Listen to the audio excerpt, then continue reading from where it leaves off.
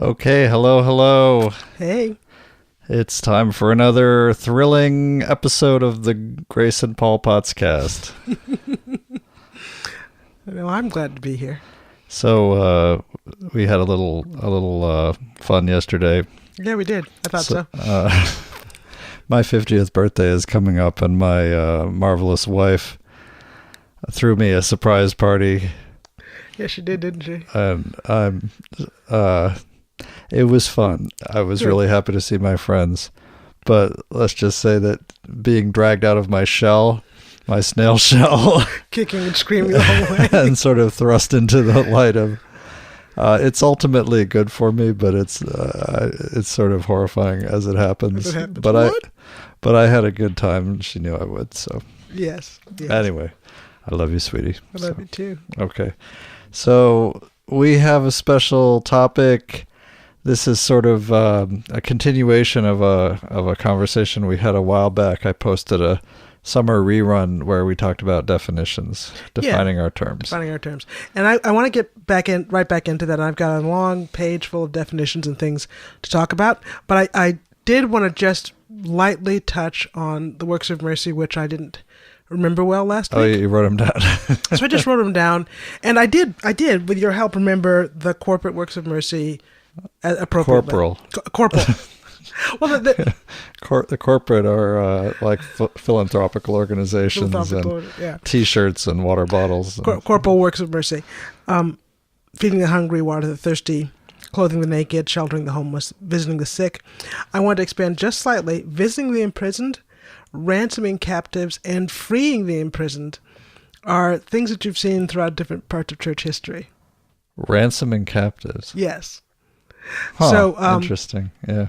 So, for example, when enslaved people would somehow procure their freedom, mm-hmm. they would then purchase family members out of slavery. They would go get a job, they'd earn some money, save the money. They'd buy their families out of hock. Right, they'd buy their families out of... This is when people were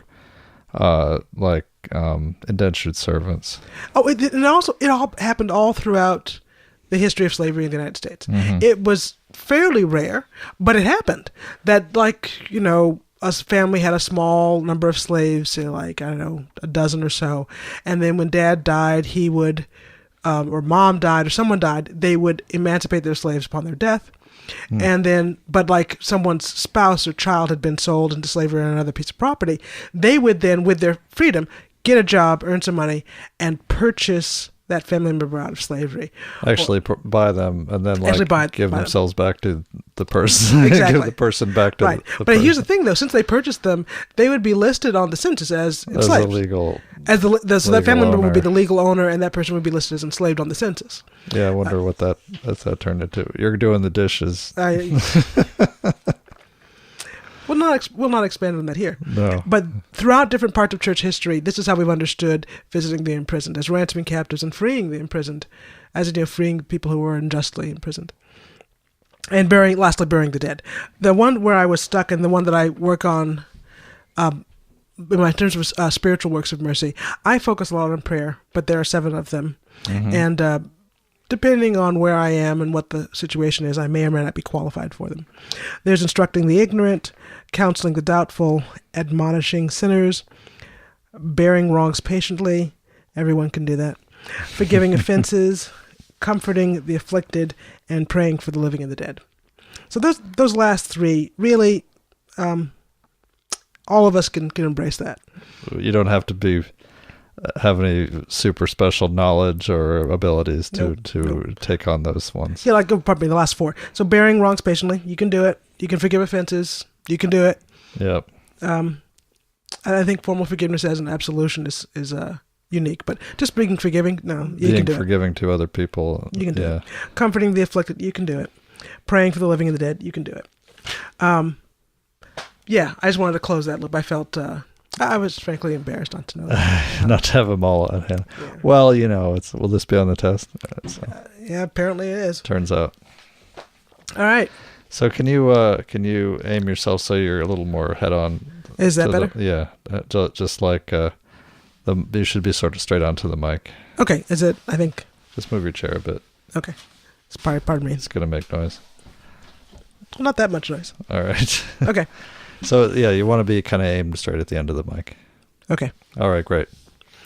So, I feel like there's a lot of, I don't know, wishy-washy, willy-nilly, using words however you want whenever you talk about things in politics. Mm-hmm. And these words have literal meanings, assumed meanings, popular meanings, but they also have like just basic meaning and their history of what the word means that I think we lose sight of, and we forget what we're even talking about when we get into the conversation.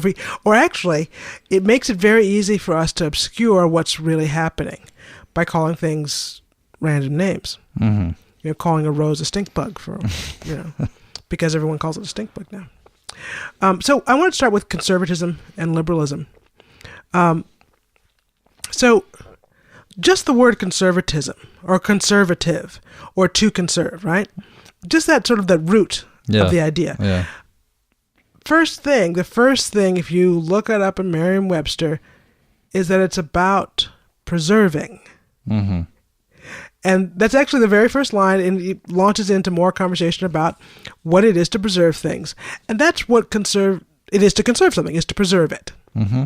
And it's secondarily a philosophy of preserving things, preserving the social order, preserving wealth, preserving creation, the existing world, the physical world. Mm-hmm. Institutions. Families. Yeah. And there is an element of, since your guiding light is to conserve things, mm-hmm. and part of that being the social order, you also end up being in the camp of preserving current injustices. Yes, yeah, definitely. That definitely happens. This is something, I was just reading somebody's comments on Twitter. They were talking about how, I don't want to derail, but being a centrist, if you try to stake out a centrist position, you're open to preserving current hierarchy. Yes. At least, and that winds up being effectively the opposite of a progressive position. Yeah. Not just slightly opposed to a progressive position, but the opposite. Yeah. Anyway, keep going. And so this is rightfully, I think, a strong criticism of conservatism, is that ultimately you err on the side of preserving injustice rather than upsetting the apple cart. And we see where a lot of people who call themselves modern conservatives call people who want to do any kind of activism, any kind of change, as SJWs, social justice warriors, as if that's a horrible thing. Horrifying thing. Yeah. And I think, yeah. And conversely, liberalism, in some ways, is the opposite. It's sort of a, well, let's try it and see kind of attitude, right? But if you look it up, the definition is really the thing we're talking about when we talk about liberalism. Is we're talking about the liberal arts and education, and that's really it's the first thing that pops up in the dictionary. The old definition. Right. We're talking about the liberal arts, the trivium and the quadrivium, where we learn liberally about the world. Across different fields. Across different fields. Not just one narrow field. You're not learning one narrow field. You're learning from a variety of different fields of the store of human knowledge. In other words, well, I think traditionally you were not learning only theology, right? Correct. Yeah. You were not learning only the Bible. You were learning the other things we know about: science, math, history. And at the time, like in the medieval era, these things included astronomy and, right. All stuff. Alchemy. Right? And so on. Yeah. So geometry and mathematics. But thirdly, it implies a generosity that, adding in a little bit more wouldn't hurt. Like my joke about being liberal with butter, right? Right. And that's where... Personally, you're not conservative with butter. No, I'm not. And bacon fat. Not at all. So, and that's a personal position. You may feel differently. You may feel differently. I understand. Yeah. So on this important issue. Yes. But we've come to this place where, in practice, conservatism and liberalism describe a set of policy prescriptions that aren't necessarily even opposed to each other. They're just different lists. Not really. I mean, liberalism in the 80s and, from like the time that I really started to become aware of politics in the 80s and whatnot was the liberal was the person in favor of big government programs. Right. And big interventions and a big welfare state. Right. Which I embrace personally, but but that was the there you go again. That was Ronald Reagan. There you the go tax again. and spend, tax and spend. That was liberal for many people growing up, and the whole generation, I think, was you're a big government. And you can kind of get the idea, kind of sort of if you think of generosity, and bigness. Mm-hmm. That bigger is better, more is better, and then the government's generous to its populace. You can kind of get sort of a maybe kind of sort of equation between them. And there's sort of an aspect, you can talk about cultural liberalism as well. Right. So, right. And modern conservatism, though. Yes. As a set of policy prescriptions on the other side of that aren't necessarily the other side of that. It's a little odd. Not really. No, things have shifted and changed. They're largely, like I said, they're just different lists. They aren't things that are, by definition, conservative, as in focused on preserving. Right. And they aren't things that are liberal, as in focused on generosity and learning. Yeah, right. Right? Focused and learning on, widely. Like engaging in all these foreign overseas interventions is not preserving much. It doesn't preserve anything. I mean, I suppose it is liberal with our weapons. We're liberal with our interventions. With our interventions and weaponry. I guess that's one way to describe it. Right. But it's but no. And you can't really stake out in that aspect of it. You can't really stake out a gulf between the liberals and the conservatives. Right. So. It doesn't make. I mean, I think if you can convince people who describe themselves as liberal, that the intervention is humanitarian, they're all for it. Yeah.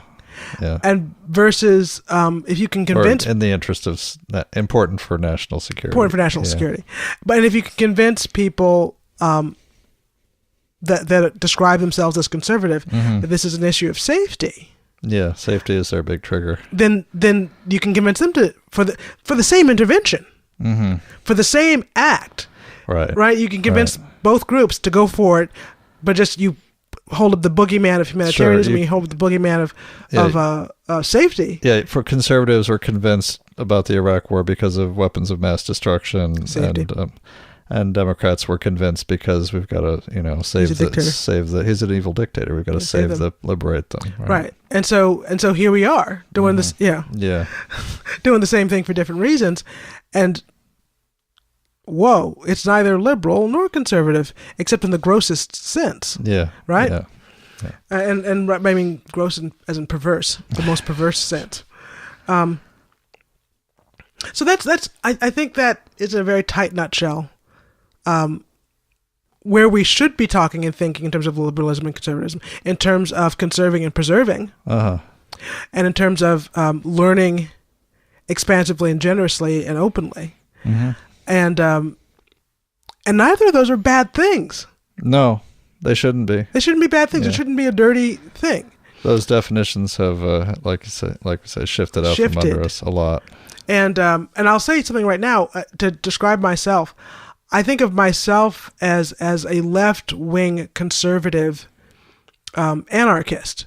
You just made some listeners had just exploded. Which is like may seem like a word salad, but those things aren't like just interchangeable or even necessarily in conflict. They're actually describing different axes, different perspectives that are orthogonal to each other, not parallel to each other. Right. Yeah. So, given that, you need to kind of and maybe you yourself, listener, or you, Paul, or whomever you are, I'm your husband. Oh, that's right. Right. May actually be more something than you ever realized you were. Yeah. If you are able to pull these things apart and think about them separately. Well, this is there's one of my favorite podcasters, Dan Carmen, does a show called Common Sense, and he talks about having a Martian perspective, and he really does try to get to the bottom of, what are the actual policies and what are the actual thoughts behind these words? Right. And he describes himself as, if you really take this apart and come down to, what are you going to advocate for? What do you believe in? You may, like me, discover that you're not a liberal or a conservative. You're a radical. And that's the only thoughtful place to be. To be. Right, yeah. Right. I mean, and I also embrace the term radical. Yeah. So, Do you want to talk about left and right a little bit? Yeah, actually. Okay. So this is, I think, it's important to understand where the term comes from. Yeah, definitely. Because, and this is why I like to think of myself as a radical. It's important for me to get to the root of what we're talking about. Mm-hmm. Well, that's what, just if you don't have any Latin or Greek, radical means root. Yes. That the root of radical is root. So, left wing and right wing comes from the way that representatives were seated in the ancient regime in France. Mm-hmm. So during the Revolutionary War period, as the ancient regime or the old order was overthrown, this phrase about who you were stuck. In the ancient regime, if you were an aristocrat, you sat on the right side of what was basically Congress, of the room. And if you were a commoner, you sat on the left side. So what that basically turned into was if you were a person, like in the British Parliament equivalent, it would be the House of Lords or the House of Commons. And House of Commons. Right. And that's where you get a lot of, like there's a Billy Bragg song. I don't think it's original to him, but which side are you on? Which side are you on? Yeah, which side are you on? So are you left being aligned with the commoners, with the people, with the common people, lowborn, the people who didn't come to political authority by birth? Or were you aligned with the aristocrats? Yeah. And no, I'm pretty clear. It's pretty clear for me. Yeah. That I'm aligned with commoners, not with aristocrats. Yeah. So this is why I call myself on the left, or a leftist. And to me, the right, honestly, is not even so much aligned with aristocrats per se, but you were talking about fascism and corporatism, aligned with corporate interests. Oh, and authority.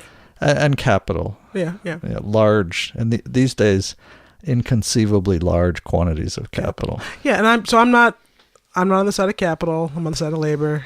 Right. I'm not on the side of the fascists or the authoritarians. Right. I'm just not. So I'm a leftist for that reason. Yeah. Right. And I was raised to be that. My mother was probably, you would call her a New Deal Democrat, Oh, yeah. That's how I would describe your mom. Yeah. And she worked She was a saint, by the way. She worked, I just was tweeting to someone, she worked on in a community mental health center for her whole career as an occupational therapist. So she literally was part of the safety net. Yeah. The liberal state, the welfare state safety net for offering community mental health services, and helped a lot of people, in her career. So that's where leftist, rightist, and left wing and right wing come from. And I think and that's a personal decision. If you really feel that you're on the side of capital and authority, then maybe you should continue to call yourself a right winger. Yeah. But a lot of people who style themselves as populists, kind of have no business also describing themselves as right wingers, if they are populists. You better explain populist. Well, so populist is it's kind of populism. It's kind of a dirty word. Yeah, and a lot of people poo-poo it and dismiss it because of what we talk about with democracy. It's democracy is a system that gave us Barabbas over Jesus. So it's populism historically has been very tightly tied to demagogues. Demagoguery. Right. And if you can swing the mob, the rabble to follow you, and you can whip them up into a fury, rouse the rabble, right? Yeah. And then this sort of cult of personality follows that leader, right? And so maybe if you're into that, maybe you are a right winger who wants to follow an authority. Yeah, that's how I see so many people who are Trump fans, and also so many people who are Hillary fans. In other words, fans of the person. The person. Not the policies. They really don't spend their time thinking about the policies and don't have good policy arguments or good doctrine about policy or whatnot, but think so fondly about, well, the identity of the person. Right. To me, that tells me that you want to be ruled, and that your vision of politics is more like People magazine. It's more like a cult of celebrity. Right. And that you're following this person. Yeah. And this leadership. Right. And I reject that utterly, and always have. That, I don't defer to anyone famous or powerful for being famous or powerful. Right. Right. And I don't have a lot of patience or respect when people saying you need to respect the office of the presidency. Yeah, I guess as much as the Congress could subpoena me, or the president could order me assassinated legally or something like that. I suppose I have respect for it, but yeah, like you respect a fire. Excuse me. So so you have to figure out where you stand on authority to decide if you're left wing or right wing. Yeah. And maybe I think populism can swing both left wing and right wing. It can turn to this authoritarian thing where you are rushing in behind this authority figure. Yes. And it can also swing left wing, as in, well, we're all here hungry. We got to do something about food first. Mm-hmm. Right? We're all here homeless. We've got to do something about getting everyone shelter first. Right. And that's also very populist. All of us need health care. Yeah. We've got to do something about that first. And that's populist, as in what, not just popular, but what the populace needs. One of the reasons I think populist is a derogatory or an insult is because all established political systems are afraid of it. Are afraid of it, absolutely terrified of it. Well, and how could they not be? Because all established political systems defer to an elite, defer to a small elite. Mm-hmm. Either an individual or a family or a small group of individuals. And this was baked into our system, our country and our culture from the beginning. From the outset. Yeah. And it's a huge part of how things work, just because, and lest I don't mean to suggest that people are just evil to the core, right? And that the elites are just evil to the core and they're irredeemable. Far from that. Rather, there's a great book I want to recommend, All Politics is Local. Mm-hmm. It was written by a history professor of mine in college. Christopher Collier.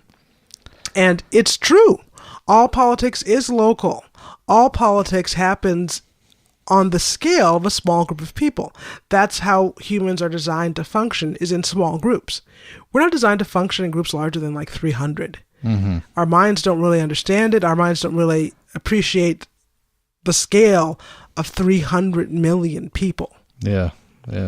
More than that. We don't, it's not something we can really parse intellectually or emotionally. No.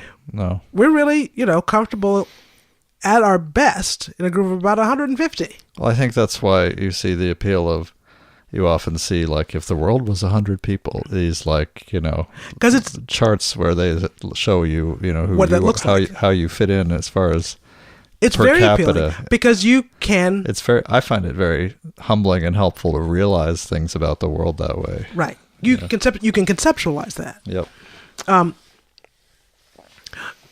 So this, where was I? I was talking about size. Oh, politics being local. Yep. And how we gravitate to small groups. And the elite thinks they're doing a good job for everyone. I'm sure they think that of themselves. Yeah. And default to doing good things for themselves. For themselves and their circle of and function as a friends. small group. So I'm not trying to disparage them as inherently evil by definition and irredeemable. What I'm trying to say... You've used language in the past to talk about this kind of thing. All politicians serve their constituencies. Right. However they might imagine their constituencies to be. Yeah, and this is my core beef with a politician like Clinton, and why I push back on people when people say, "Oh, everybody talks," everybody gives paid speeches and whatnot, specifically like her cozying up with financiers and Goldman Sachs and all this, is these folks cannot, if I'm your constituent and it's my interest that I want you to represent, there's not a centrist position where you can also be representing Goldman Sachs. No, they're actually mutually exclusive. They are mutually exclusive. Right. Yeah, sorry. So this idea of populism is threatening to any small group of people who thinks we know what we're doing and we're managing the situation. Mm-hmm. We don't need the mob. Mobocracy. We don't need mobocracy. Mob rule. Yeah. We don't need just anarchy in the streets. God help us. Smashing cars and God knows what else. That's scary and overwhelming, and I get that. Mm-hmm. I'm still on the left. Yeah. Well, I mean, governing where the people lead doesn't have to mean governing by riot, honestly. No, it doesn't. That's why we have representative democracy. That's representative democracy, which I personally am not a huge fan of. Yeah. As an anarchist, but but that's why we have these other things that aren't just mob rule and local politics. Yeah, right. But it's. I had a thought. Sorry, keep going. I keep dragging you away from your points. It's okay. I can kind of come back to my point. I have notes. So next, people are always having a little situation when they talk about communism, socialism, and capitalism. Yeah. They always have a situation where the thing that I see happen the most is people conflate communism and socialism as the same thing. Yep. Your first clue is that they are not the same word. Okay? That one is communism, and the other is socialism, and then there's capitalism. And there are clues about what they mean in the word. So capitalism, well, all of them, let's start from the sort of why they are held together, what holds them together. Mm-hmm. They're all about who owns the means of production. It's simple, okay? It's very simple. We're talking about who owns the means of production. These are economic systems. So in capitalism, capital owns the means of production. Whoever has the capital owns the means of production. Yep. Right? So it's privately held by individuals. All right? Or corporations, but corporations. That's why corporations are people. Are people, corporate individuals. So they're corporate individuals, individuals, yeah, etc. But they're privately held, right, and privately benefited from. Mm-hmm. Okay. Socialism, I think it's fair to think of as sort of on a continuum between capitalism and communism. Okay. I think it's fair to say that. There are folks who would disagree with me. Okay. But socialism, the idea is that the government owns the means of production on behalf of the populace. So the government owns an industry like coal or something. And there's a long tradition of that in American politics, even when it comes down to things like state-owned and city-owned utilities. Yes, like a municipal-owned water system. Yeah. I mean, so this is not some freakish thing from another planet. It happens. We have it all over the United States. Cleveland has municipally owned electric. Yeah, it's the norm for many parts of our history and communities. That the government itself is the owner of the means of some kind of production in an industry. Mm-hmm. Communism is that the community, not the government, right? The community and the government are different things. Well, right? Say more about that, because when I hear someone talking about the government, the evil government, I'm like, dude, we're the government. Yeah, technically, that's what we. So, I would personally differ from that understanding, at least in the United States, of us being the government. Okay. Because we have a lot of restrictions on who gets to participate. A lot of deep, divisive restrictions on who gets to participate. Some of them are no longer legally in place, but I think they're de facto in place. They're de facto in place. Give me an example. You mean like felons can't vote? Or? I mean like felons can't vote. Okay. Throughout many parts of the country, depending on your state, a felony conviction means you can no longer vote. You can no longer really participate in politics. You're barred from certain jobs. So in that case, you're service. no longer a person that's part of the government. Right. So, okay. So you're not there anymore, right? Yeah. Whereas it would seem to me that if the government is us, there wouldn't be any crime you could commit that would essentially erase your status. Yeah. Really, as a human being, as part of the society. As part of the society.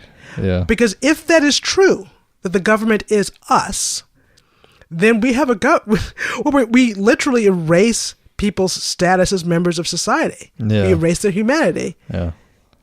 When they acquire a felony conviction. Okay. Yeah. So that's a bit extreme. Yeah. And I think that's an example. Another example is so natives live here. Oh, yeah. And like didn't have voting. I think they weren't allowed to practice their religions until like the late 70s. Native Americans. Yeah. So less than 40 years ago. Yeah. About 40 years ago. Yeah. So I mean, just these things that were not allowed to vote until the 40s. But they're here, so what's the deal? Yeah, and locally, of course, there are all kinds of people who are disenfranchised all the time. All the time, locally, in a variety of ways. Right. And it can be like this sort of soft disenfranchisement, where there's no explicit rule saying, you there, wearing the black coat, you can't come in this door. No, this between your employment, between your access to transportation and ID, between your access to time off work. And the polls are open for this 6-hour window here. Yeah, or some absurdity like that. Too many, there are not enough polling places or not enough voting machines or etc. whatever, or even gerrymandering, also like a soft restriction, where you're not truly represented in your own community. So I feel like it's a bit mocking to describe our government as us. Yeah. When that's the reality. Yeah. Okay. So maybe that's an ideal that we don't come anywhere close to living. Yeah, that's an ideal we don't come anywhere, and it's a good idea, I guess, but we don't come anywhere close to it. And I, frankly, am not aware of a place or time where that happened, that the government actually was us. I think it only probably has happened in like maybe some utopian communities, and it didn't last. I do like to bring up the existence of local government throughout New England in the colonial and post-colonial era. Well, don't a lot of towns in New England still have their legislative body is the town. Yeah, still have town councils. Well, not town councils, but they're the town. All the people that live there that are voting age are the legislative body. They govern by town meeting. Town meeting. That's what I was trying to think of. Right. So that all legislation is proposed, passed, and agreed upon at town meeting. Rather than like a city council meeting. Rather than a city council meeting, rather than any kind of legislative body that's separate from the people. There's not an elected board. There's not an elected board. All that so the legislative branch of that town is the town. Interesting. Yeah, I've always been curious about that. Yeah, are the individuals who, get this, execute the legislation, and the judiciary are the people who judge whether or not this is legal based on the legislation the town has passed. Right? And there are some towns in New England, they're very small, that still operate this way, right? And you want to notice there, be very careful to notice, that legislative body is everyone who is allowed to vote. So there was a time when that was a smaller group of people, much smaller. Yeah. And just landowners. Just landowners. Yeah. And so there's white land. Well, yeah, and in some places, any landowner. Okay, but de facto largely white landowners. But yeah, de facto largely white landowners. And when coupled with laws about who can own land, who's allowed to inherit land, and so on, it excludes a lot of people. So I don't mean to hold that up as utopia or ideal. And that's still not the government is the people, strictly speaking. Not strictly speaking. Okay. Not strictly speaking. So, so personally, I don't really embrace that frame about socialism or about government. Okay. That government is the people. I mean, sure, I understand that as an ideal. Okay, but I'm sorry to... But we were talking about socialism. Because we're talking about the means of production. Means of production. And these three isms. And socialism is, I'm willing to accept it being on a continuum between capitalism and communism, where the government owns the means of production in certain industries. And they act as a sort of an intermediary between those two extremes. Right. Yeah. And I wouldn't even necessarily call them extremes, but there's things. The things, you know. Whereas communism is the means of production is owned by the community. And that implies a certain localism. And I know there are all the people in the world who are going to jump up and freak out about Stalin. And they should. Because he was a dictator who murdered people. Yep. So I don't misunderstand me and think that I'm trying to say that was cool or you know, locally motivated. If it was anything, it was the antithesis of locally motivated, right? Yeah. Like all these local places were suppressed and obliterated by Stalin. That was communism in name, but it was fascism in execution. Yeah. Right? And I don't mean to play the sort of no true Scotsman game. Yeah. That's not where I'm going with this. I'm just defining terms. Mm-hmm. I'm just defining terms.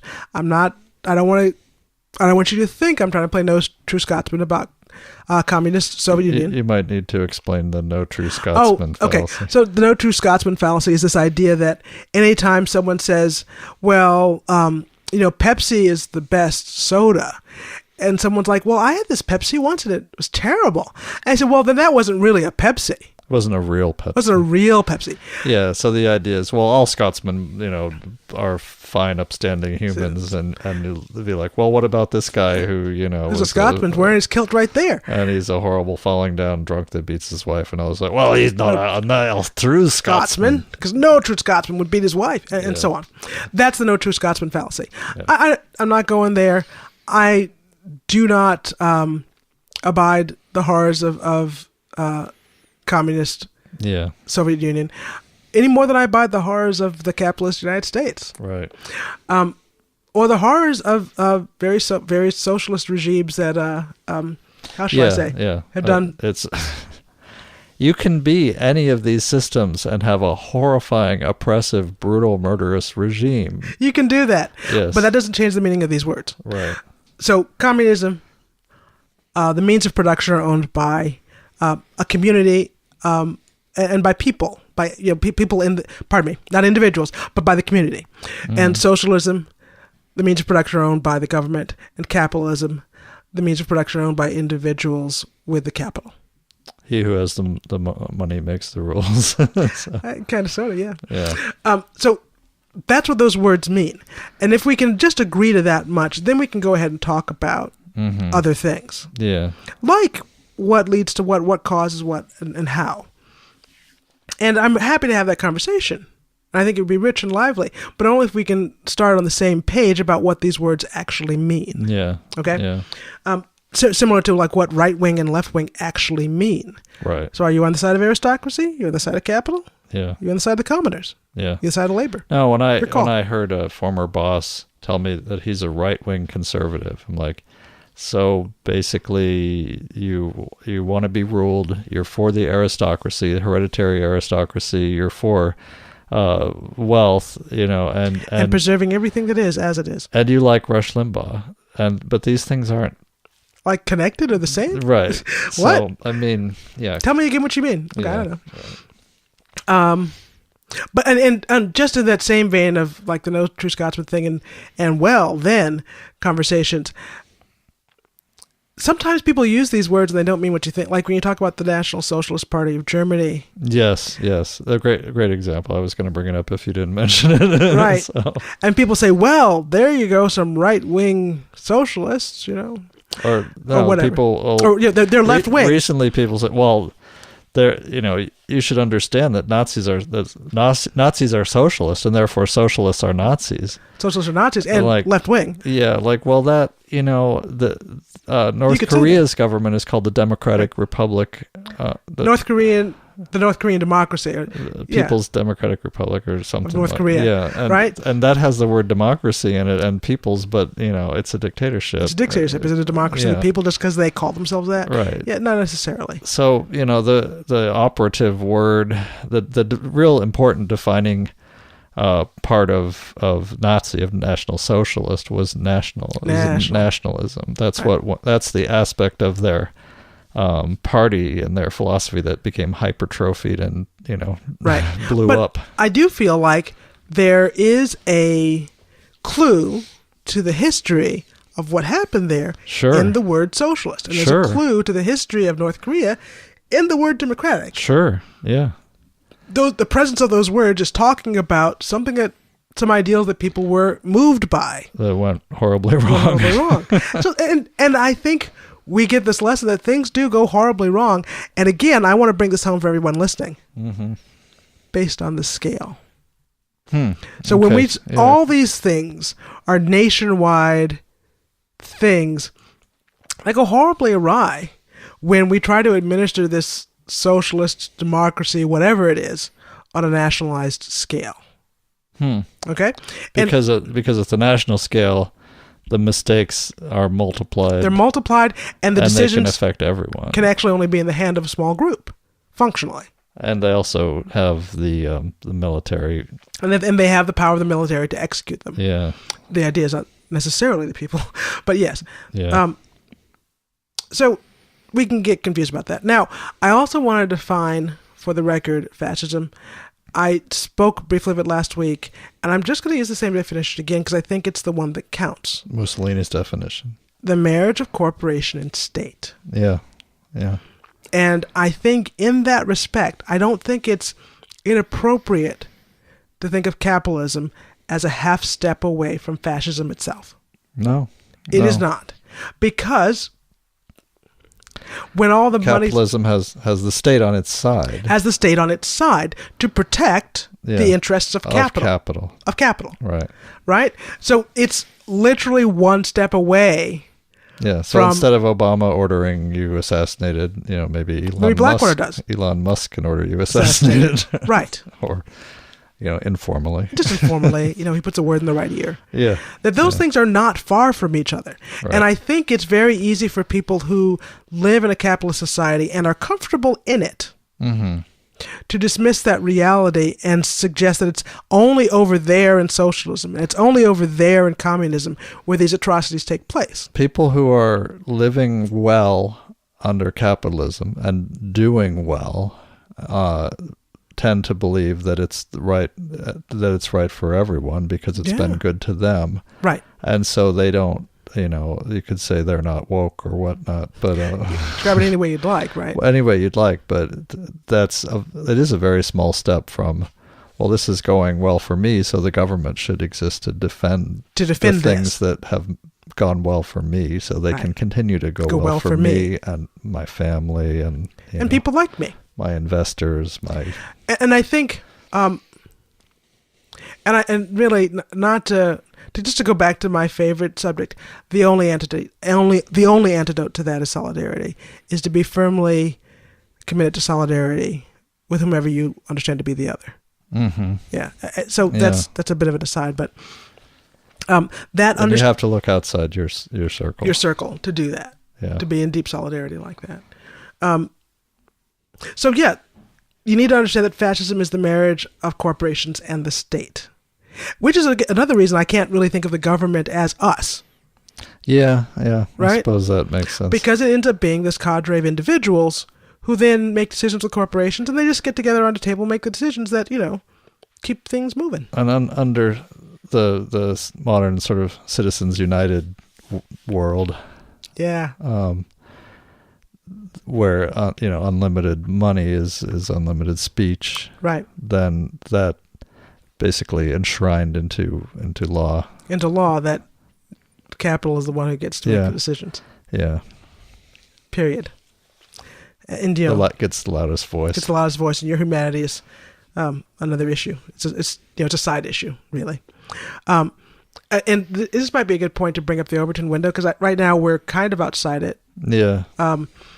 And I understand that we're outside the Overton window, so I'll just describe what that is. Yep. It is the range of ideas the public will accept. There are things that are okay to talk about on CNN. And there are things that are like, whoa, that's ridiculous.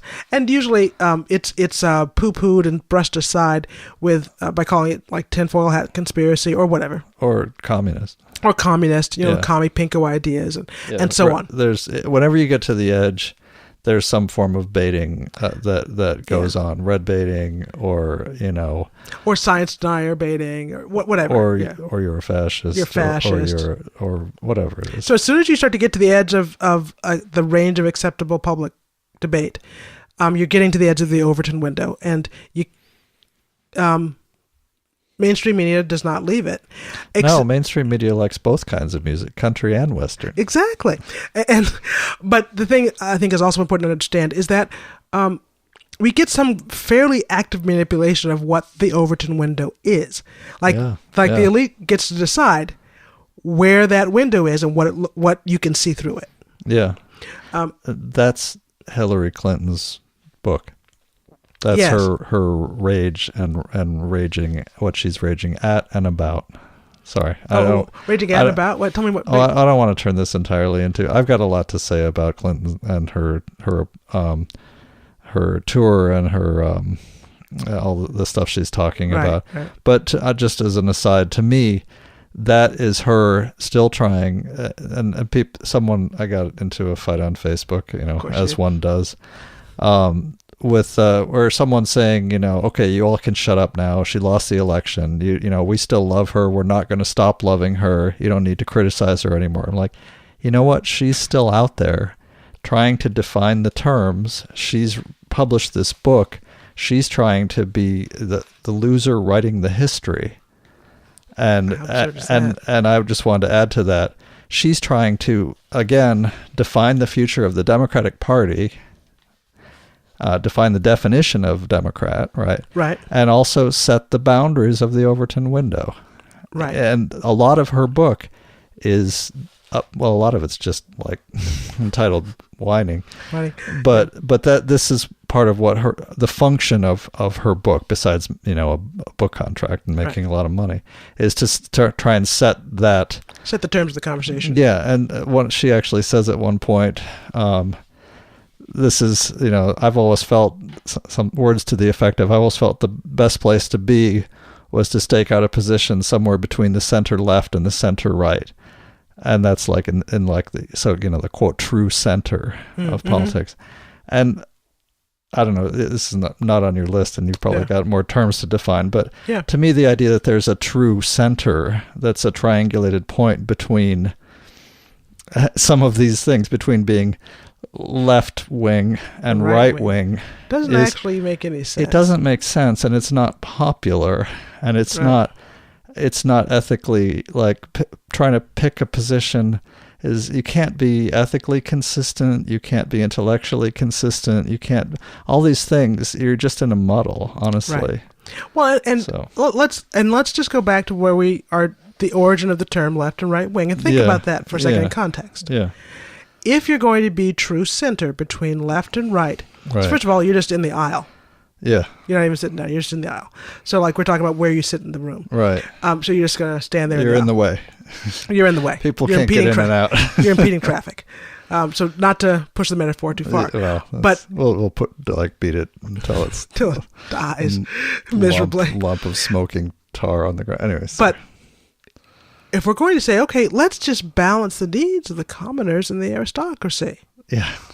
Because, the aristocracy has needs and the commoners have needs. And let's just make them, let's balance them. Weigh them in the balance. Find the place where they balance each other. Now, personally, that kind of doesn't even make sense to me. It doesn't make sense at all to me. It doesn't even make sense. I mean, that's like saying, well, and don't get me wrong, I have this kind of thing with the British royals. I love the fashion, right? But that's like the aside. pageantry. I like the pageantry. That's a lot of conservatives, I think, really would like for us to have royals, just so they can have that celebrity watching. The celebrity watching, yeah. Kind of, And that's about as far as I go with celebrity watching. Although I'm behind. Yeah. But the all that pageantry aside, that's like saying, we've got this single mother over here who hasn't eaten in a few days, and her children, and let's see who needs, if we can balance her needs against the needs of Kate Middleton, because she has needs too. Yeah. Kate Middleton has needs. If we give this woman free meals, it won't maximize shareholder value. Or maybe Kate Middleton's going to lose out if this woman eats. Yeah. And I can't have that conversation with anyone. No, it doesn't. That doesn't parse. It doesn't parse. It doesn't make sense. It's not a Christian view. It's not a I can't even comprehend it as a rational conversation. It's not a view consistent with any ethical system that I'm familiar with. But let's see if we need to balance whether or not this woman eats and has shelter with, Kate Middleton getting what? Yeah. Now, I mentioned shareholders, which muddles the picture because, like my friends would say, well, I own ExxonMobil stock, right? And so when you're talking about, you're talking about hurting climate change and hurting ExxonMobil, you're talking about hurting my retirement funds. And that's kind of, that it's a neat little tidy package the way that works. Yeah. But just to bring this into relief, I think we need to move back to the origins of the words to think about what we're talking about. Are we really trying to say, so should we feed this woman? Because, Kate Middleton has needs too. Yeah. Yeah. And it might cost us too much. We couldn't keep providing Kate Middleton with all her pageantry and her new shoes and her castle because, this woman has to, so really, let's keep this in balance. You see people really talking like that in the aftermath of, was it the Grenfell Towers fire? Oh, sweet, precious Jesus. Yes. Yes. If they can't afford to live there, after we rebuild, they're going to be expensive condos. So we just got to keep this in the balance. And when we're actually talking about the needs of basic human needs to have to eat and to have shelter on one hand, and versus maintaining your luxuries. Well, your real estate investments. In that case. And I understand your investments are important to you, whomever you might be, and this is your plan for retirement. And I think you've got invested in that to turn you away from the opportunity to have your community as a place that embraces you and carries you through your retirement. Yeah. So I know that's probably more than we're getting at here, where we're trying to talk about definitions and trying to stay focused on definitions. I like to spin out on follow all thoughts to wherever they might go. But that's what I'm talking about when I say there's an Overton window of what you can talk about on CNN. And when I say, when we're talking about the root meaning of these words, we're kind of getting outside that window and starting to explore things that aren't. On CNN, when they say conservative, they're only talking about these policy modern Republican policy prescriptions. That's all they're talking about. Yeah. They're not talking about conserving or preserving anything. Yeah. I mean, except, I don't know, maybe... racist policy. I don't know. Maybe they're conserving that. I don't know. Yeah. Similarly, when they're talking left or liberal, they're not really talking about socialism. They're not really talking about the left wing. They're not. No, they're not. Yeah, and we have a whole conversation earlier where you observed that modern conservatism is really in most instances just it's liberalism that's turned mean-spirited. That's it. Yeah. And which brings me to another word I'm trying to define. Neoliberalism. It's these tenets of Neo from the Matrix. No, not that liberal, not that neo. Oh. But neo as in new. Yes. And it's I would date it from the Second World War forward. That neoliberalism. Because liberalism, or classical liberalism, is from the Enlightenment and really the principles that the United States was founded on. Okay, and so in the American context, there frankly is no conservatism, no conservative party in the American context. Because they were all Enlightenment thinkers working with liberal values. Yes. Okay? Yeah, all the founders were were not conservative. They were not conservative. Right. They beat the conservatives, and those that wanted to live got on boats and went back to England. Yeah. Yeah. In large part, or they went to Canada, or they kept quiet. Yeah. So waiting. They apparently are still waiting. I've not seen them except for a brief appearance in the early 20th century. That's really all I've seen. Not a lot of wigs around. Not a lot of wigs. Well, they sort of like you see them sometimes, like the No Name Party, or the Know Nothings, and in these sort of populist movements, right? Yeah. And you see them sort of like take up a space like when Roosevelt went with the Progressive Party. You see this sort of emergence of some of these values again. Mm-hmm. But largely they don't exist in the United States. Yep. It's only liberalism, and then policy prescriptions that we assign to the left, assign to the right, and so on. The hordes, speaking of the hordes, they're at the door. Yeah. Neoliberalism is basically classical liberalism plus free market economics. Classical liberalism plus free market economics, to the extent that the free market is really the decision maker. Overwhelms. You keep talking for a moment. I'm going to run up and try and just check on them. Yeah. So that's that liberalism plus free market economics. It basically moves you in this position where the only question you need to ask is, well, is this the free market making the decisions here? Is this the free market that's deciding what's happening? Because really, that's the fairest way to make these decisions, is to leave it to the free market. And you get a lot of absurdities that way. Things start to look kind of weird. And where you have conversations about how maybe safety measures at Grenfell Tower would not have been right, would not have been moral, because maybe that would have cost more and had deadly realities another way. And so you have, and Grenfell Tower, just to clarify, was social housing, or like public housing in the United Kingdom that had a terrible fire. There were lots of indications that it was not safe, lots of reports that it wasn't safe. And it caught fire, burned, not to the ground, but burned and left many people homeless, killed many people. And it is quite frankly a scandal that the poor should have to live in such conditions. But neoliberalism asks the question, well, I don't know if that was really bad, because, the free market made that decision, so I don't know that it needs to be any different. And that's frankly absurd by my reckoning. And I think there's some really great reading you can do about neoliberalism and what it is. And really, it's something important for us to talk about in our society, because it's kind of the political ideology that's guiding what we're doing. And a lot of us don't think about it or recognize it as a guiding force for what we're doing.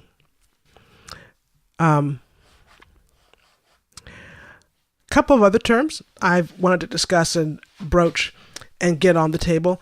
Monarchy, anarchy, and there are folks who call themselves ANCAPs, or capitalist anarchists, and there are folks that call themselves ANCOMs, or communists, anarcho-communists, or anarcho-syndicalists, who are anarchist but embrace communism. And then there is a small group of folks that describe themselves as minarchists, as in, and I think they're really just libertarians. That's my personal opinion. But their self-description is that they want as little, the minimum amount of government necessary to protect property rights. And I think that's closely aligned with anarcho-capitalists, who want enough government to protect property rights so people can practice capitalism freely, with no real limits or prescriptions against, say, what they describe as victimless crimes like prostitution or drug use and so on. But again, getting to the root of these things, anarchy. So archy is ruler, who's in charge, who runs things, who is the hierarchy. Anarchy literally means no ruler. There's no ruler in charge. And it's frequently posited as opposed to monarchy, which is one ruler, a king or a queen that's inherits the position by heredity, and aristocracy, which is the elite or the nobility, have these roles that they inherit over time to be a small group that runs things. Anarchy is really the idea that small groups of people make these decisions for themselves. Small groups of people in a place to which they are connected make these decisions as a community. And these communities are largely groups of extended families. So while liberalism and many other frames understand the smallest unit of society to be an individual, an individual person, or in the case of late-stage capitalism / neoliberalism, a corporate person or any like legally recognized person. I understand the smallest unit of society to be a family, an extended family, and that a community is a small group of extended families that are working together. And those people should be making decisions for themselves about things that affect them. So that's where I'm at. Other people have different things that they ascribe to on this continuum from monarchy of one ruler to another end, the opposite end of that continuum or spectrum of anarchy with no ruler. And there are lots of stops at the way. Aristocracy is closer to monarchy. Monarchy is closer to a sort of a libertarian anarchy, which I think is a contradiction in terms, but whatever. I came back. I don't want to interrupt you because it sounds like you're on a roll. But no. I'm kind of blathering. I may be boring for people to listen to. No, I don't think so. But the idea of libertarian anarchy seems like a contradiction in terms to me because it assumes the smallest unit of society is an individual. Yeah, minarchy being like a minimalist government. The minimal amount of government possible. Plausible. Yeah, possible to protect property rights. The minimal amount. The only thing you're protecting is property. Property rights. And frankly, to be very clear, the term is used by people who frequently like to wave Confederate flags and talk about things that are some kind of ethno-nationalism. Are these like tend to embrace the term or embrace the understanding of minarchy, like sovereign citizen movement kind of thing? Yeah, that kind of thing, right? Yeah. Which kind of I just don't have a teleology of humanity that's that atomistic. Mm-hmm. That we're just like these random atoms bouncing around in space, independent of each other. Yeah. It seems absurd to me, but that's if you want to have a spectrum, it's closer to the anarchy end of the spectrum than the monarchy end of the spectrum. Mm-hmm. Mm-hmm. And now here's the thing. I think that representative democracy is an attempt to stake out a center point between those 2 points of the spectrum. Interesting. And so has inherent into it the flaws that all sort of centrisms tend to have. Right. We want to preserve some monarchy, some single ruler approach, but we want to consider the needs of common person. We want to consider some needs of. So it's really an inherently contradictory space. Representative democracy. I think so, but that's me. That sounds less like it's not an oxymoron the way that centrism is when I consider something. So like a total oxymoron, right? So like a centrist position between communism and fascism is fascism. Fascism light or with a smiley face. The smiley face. Bing. Yeah. There's a smiley face on the boot stomping on a human head. Face forever. Yeah. It's good that way. That's that. I wanted to talk just a wee little bit about identity politics. Just a wee. I don't want to get too deep into it. We have I have 2 articles that I have to read, and I didn't finish either of them. And maybe we can do a whole. I think identity politics is big enough topic to do a whole thing. Let's do it. So but I just want to touch on it. Not today. I just want to touch it briefly. Yeah. This concept of identity politics, a lot of people trash it. A lot of people say it's the only thing. It's everything, and I don't think it's actually somewhere in the middle. I think it's something different. So first of all, orthogonal again. It's orthogonal to like often a different tangent. The conversation that we've been having in the public square. It came from a group of black feminists talking about how your identities intersect, right? Intersectionality, right? And which became a thing in the 90s. This conversation first took place or emerged in the 70s, and the conversation is simply this: if there is a society that does not oppress a black queer Catholic,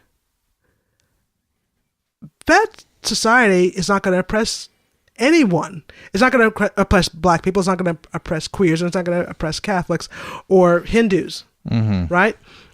So if you have all these multiple identities, if each identity is standing up for itself and not oppressed, and if we are working to end oppression of all those identities, then nobody will be oppressed. Then nobody's going to be oppressed. Yeah. And I think there's this perversion of it, or this perverse understanding that somehow not oppressing someone is oppression of someone else. Yes. Right? Yes. Or discussing about how, or like even entertaining how... The zero-sum game thinking. Right, zero-sum game thinking. That, there's the only... And really, if you break that open all the way and look closely at what's inside of that... Yes. We get to this understanding that no one talks about.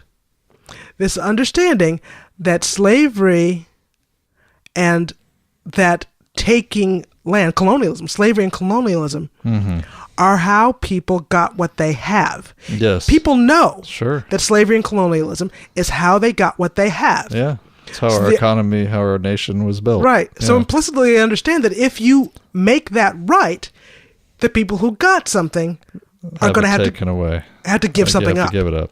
Yeah. And that's what you're really getting at. That leads to reparations. At least all these things. Reparations, all these truth and reconciliation, all that is part of it. If you look closely at what you're saying, you understand that forced labor, enslavement, and colonialism gave you what you have. And that now, if you're going to make it right, you're going to have to give back what was taken. You don't get to just, okay, well, you know what? We're just going to reset, but we're not going to start from zero. We're going to start from where we are today. And from now on, we'll be anti-racist. We'll be fair to everyone. We'll be, that's not how it works. We won't oppress anyone from now on. From now on. No. And that's where your whole thing about bigotry versus institutional racism comes up. Because you can hold on to your bigotry for the rest of your natural life. I've got mine. I'm holding on to it. Don't really care. Yeah. I'm concerned about institutional racism and institutional policy that enforces this divide.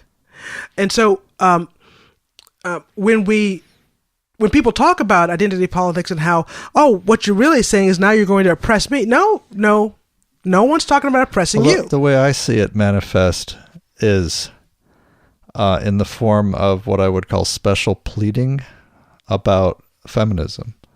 Oh, yeah. Good. In other words, the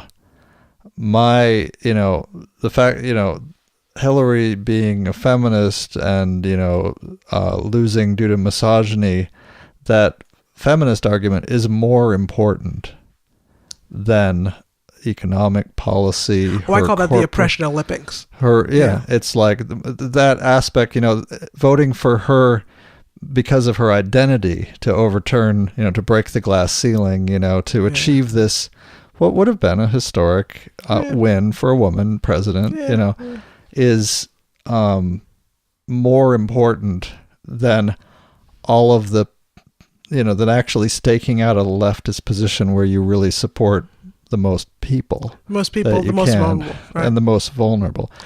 That's more important, and I don't buy it, and so I don't. That's why I could not support her. And here's the thing: not buying that does not mean that you reject identity politics. No, and it does not mean that you reject valuing people of identities different than your own. Absolutely, because that's really playing this game I call Oppression Olympics. Or like who's the most oppressed here, and they get to make the decision because they're the most oppressed. And we don't need to play that game. It's an absurd game. Yeah. No, it manifests too as like, well, most of the women who would have voted for Hillary were afraid. And these absurdities. Because their husbands and boyfriends told them not to, and so they went 60-something% for Trump instead. Like, okay. All right. Whatever. So, I mean, like, you're inside their heads. Okay. Yeah. Good. But that oppression Olympics is what I describe as the Dems of the Democratic Party making a very cynical use of identity politics to push their agenda through and forward. And that's something I really would like to hear you unpack more, is if we do a show on identity politics is not so much that identity politics is wrong or isn't valuable or worthwhile to talk about, but that the cynical use of it is wrong. It's excellent. It's just absolutely toxic. Yeah.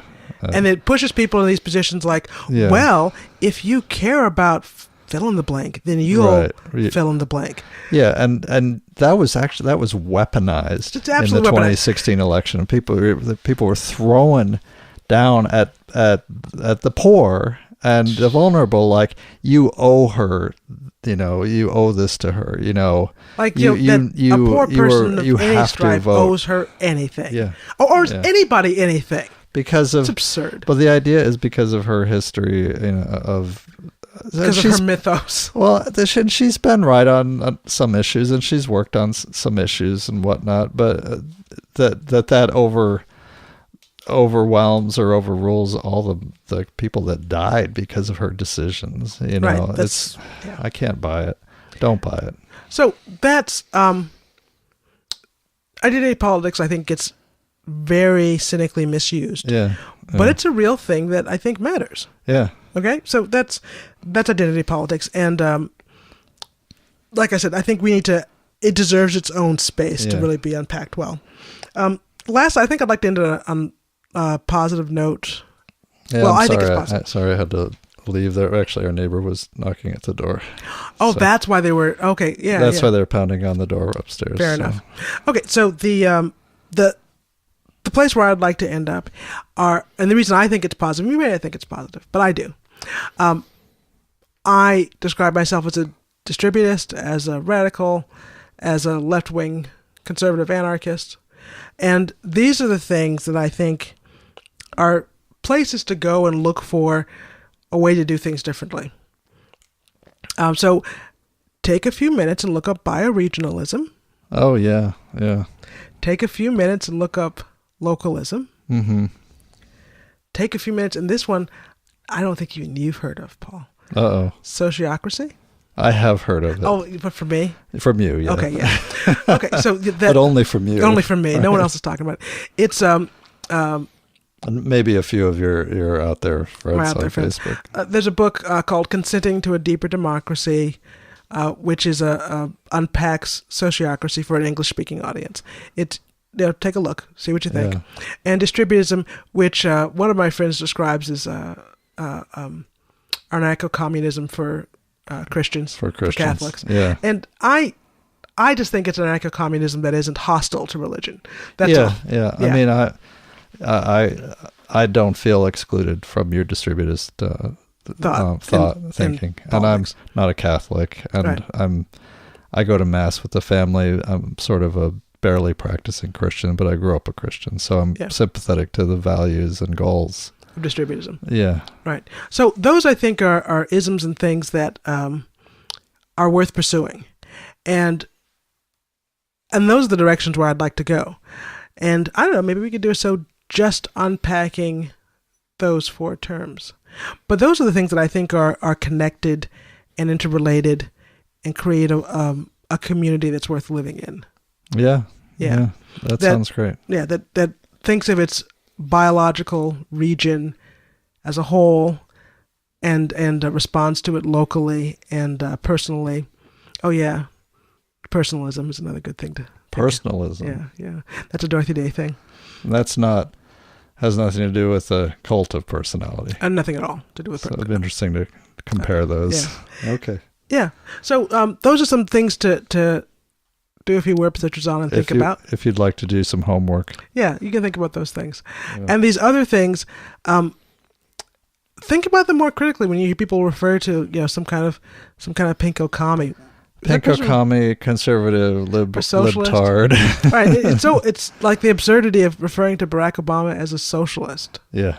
I mean, just the patent absurdity of that. Yeah. You should be able to hear the absurdity in it, in the statement. Mm-hmm. And or the absurdity that 45 is in any way a conservative. Yes. Right. You should be able to hear how absurd that is. Right. If you know what these words mean. Right. So I hope that helps. I hope it's good. I hope it's instructive and valuable.